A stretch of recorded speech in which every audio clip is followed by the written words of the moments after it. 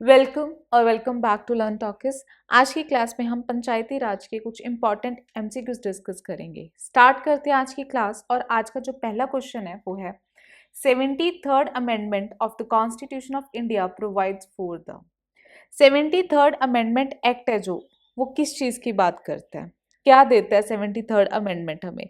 तो सबसे पहले हमें ये पता होना चाहिए कि 73rd कॉन्स्टिट्यूशन अमेंडमेंट एक्ट है जो 1992 में आया था और उसने एक कॉन्स्टिट्यूशनल स्टेटस दिया था rural local self government bodies को। ऑप्शंस हैं 2 tyre of Panchayati Raj institution at the village and district level, और 2 tyre of Panchayati Raj institution at the village and block levels, और 2 tiers of Panchayati Raj institution at the block and district levels, और 3 tiers of Panchayati Raj institution at village, block and district level। बहुत basic question है। हमें पता है कि पंचायती राज जो institution है उनके 3 टायर्स हैं, यानी ऑप्शन 4 करेक्ट हो जाता है, जिसमें village, block and district levels आते हैं। Next question, 73rd constitution amendment does not apply to which of the following state. इनमें से कौन सी ऐसी स्टेट है जहां पे 73rd कॉन्स्टिट्यूशन अमेंडमेंट जो हुई थी वो अप्लाई नहीं की गई थी। मेघालय और गोवा और सिक्किम और हिमाचल प्रदेश। तो करेक्ट आंसर क्या आ जाता है? मेघालय। मेघालय के अलावा और कौन सी स्टेट्स थी जहां पे इंप्लीमेंट नहीं किया गया था 73rd कॉन्स्टिट्यूशन अमेंडमेंट एक्ट? वो थी नागालैंड, मिजोरम। यानी टोटल 3 स्टेट्स हैं जहां पे 73rd कॉन्स्टिट्यूशन अमेंडमेंट लागू नहीं हुआ, Nagaland, Meghalaya and Mizoram. Next question, in 1977 under whose chairmanship the Panchayati Raj committee was formed. तो हमें पता है कि अशोक मेहता जी के चेयरमैनशिप के under in 1977 Panchayati Raj committee को फॉर्म किया गया था। ऑप्शन ए करेक्ट हो जाता है। Next question, which one of the following state was the first to introduce the Panchayati Raj system?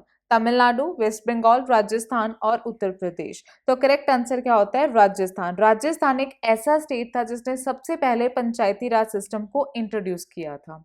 Next question, which of the following constitution amendment act provides that the reservation of the seats in panchayats for the scheduled caste is not applicable to the state of Arunachal Pradesh? हमें पता है कि पंचायती राज में भी schedule caste को कुछ reservation दी जाती हैं, बट एक ऐसी अमेंडमेंट होती है जो अरुणाचल प्रदेश में इन रिजर्वेशंस को अप्लाई नहीं करने देती। वो कौन सी है? 81st अमेंडमेंट और 82nd अमेंडमेंट और 83rd अमेंडमेंट और 84th अमेंडमेंट। तो करेक्ट आंसर क्या आता है? 83rd अमेंडमेंट, यानी ऑप्शन थर्ड। और ये अमेंडमेंट हुई थी इन 2000। Next question, the Panchayati Raj is included in which of the following? कौन सी लिस्ट में पंचायती राज की बात की गई है? Union list, state list, concurrent list और रेजिडरी लिस्ट। तो करेक्ट आंसर क्या आता है? State list. Next question, the 73rd amendment act emanates from which of the following articles? Article 38, article 40 और आर्टिकल 44 और आर्टिकल 52। करेक्ट आंसर क्या आता है? Article 40। Next question, the members of panchayat समिति आर, जो पंचायत समिति के मेंबर है उन्हें इलेक्ट किया जाता है डायरेक्टली और इनडायरेक्टली, या फिर उन्हें नॉमिनेट किया जाता है? तो हमें पता है कि पंचायत समिति के मेंबर्स को डायरेक्टली इलेक्ट कौन करता है? हम लोग ही करते हैं, directly elected by the people. तो करेक्ट ऑप्शन क्या हो जाता है? Option 1। Next question, consider the following statement, और इस स्टेटमेंट में से हमने करेक्ट स्टेटमेंट बतानी है कौन सी है। सबसे पहले, Balwant Rai Mehta committee was appointed in 1957। बिल्कुल ठीक है। Ashok Mehta committee submitted its report in 1977। तो गलत है। इन्होंने जो रिपोर्ट सबमिट की थी ये की थी 1978। अभी हमने डिस्कस किया था यहाँ पे अशोक मेहता कमेटी के बारे में कि अशोक मेहता के चेयरमैनशिप के अंडर इन 1977 में इन्होंने पंचायत राज कमेटी को एस्टैब्लिश किया था, इंट्रोड्यूस किया था।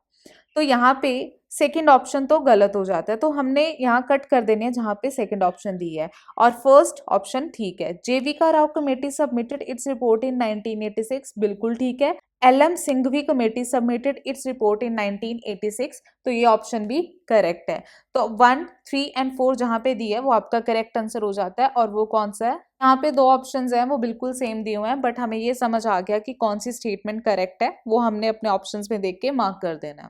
नेक्स्ट और आज का जो लास्ट क्वेश्चन है वो है, how many item does the 11th schedule of the constitution relating to the panchayat contain? 18 items, 28 items, 19 items और 29 आइटम्स। तो करेक्ट आंसर क्या आ जाता है? 29 आइटम, यानी फोर्थ ऑप्शन। तो ये थे आज के आपके इंपॉर्टेंट 10 क्वेश्चंस। आपके कितने आंसर्स ठीक है वो कमेंट करके बताएंगे। अगर आपको किसी भी क्वेश्चन में कोई डाउट है, do let me know in the comment section. अगर आपको वीडियो पसंद आई है, do like share and subscribe to our channel.